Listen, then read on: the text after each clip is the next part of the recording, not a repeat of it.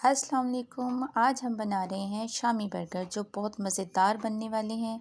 उनके लिए ये सब चीज़ें इस्तेमाल होंगी। चलिए अब हम वीडियो स्टार्ट करते हैं।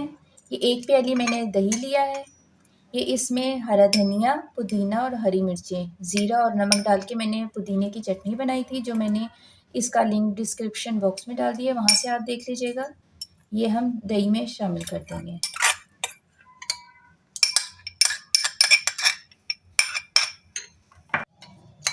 ये हमारा बहुत अच्छे से रायता तैयार हो जाएगा। ये मैंने 3 अंडे लिए हैं। इसमें काली मिर्चें और नमक शामिल करके मिक्स कर लेंगे। नमक और मिर्चें आप अपने टेस्ट के मुताबिक डाल लीजिएगा। अब ये मैं सॉस तैयार करूँगी जो बर्गर के ऊपर लगाया जाएगा, जो मेयोनीज और क्रीम से तैयार होगी। 3 से 4 टेबलस्पून आप मेयोनीज ले लें और इसमें क्रीम ऐड कर लें और इसे अच्छे से मिक्स कर लें।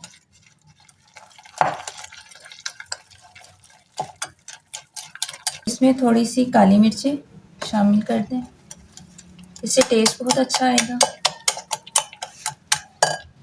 ये ठीक है, इसलिए इसमें हम थोड़ा सा पानी ऐड करेंगे कि थोड़ी सी ये लिक्विड फॉर्म में आ जाए। सॉस हमारी अच्छे से रेडी हो गई है। इसमें अब हम बंद गोभी शामिल करेंगे। बंद गोभी की सैलेड बर्गर में बहुत अच्छी लगती है। ये हम शामी बर्गर बना रहे हैं। इसके लिए जो शामी यूज़ किए हैं, इसकी भी रेसिपी मैं लिंक में डिस्क्रिप्शन में डाल चुकी है, आप वहाँ से देख लीजिएगा। अब हम तवे पर ऑयल ग्रीस कर देंगे। अब इसमें शामी कबाब फ्राई कर लेते हैं। बर्गर को 2 हिस्सों में डिवाइड करते हैं।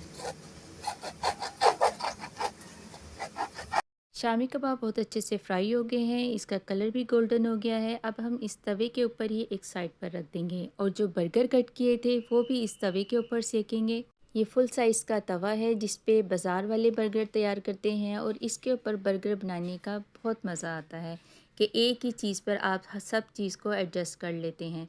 इसी तरह अंडा भी इसी पे फ्राई कर लिया है और ये बर्गर भी अच्छे से सेक गया है। अब हम इसकी असेंबलिंग करेंगे। सबसे पहले मैं इसमें रायता लगाऊंगी, फिर इसके ऊपर हम कबाब को 2 हिस्सों में डिवाइड करके वो सेट करेंगे। क्योंकि ये लंबाई वाला बर्गर है इसलिए इसको 2 हिस्सों में कट करके लगाएंगे। अगर गोल हो तो फिर एज इट इज़ आप इसी तरह कबाब रख दें।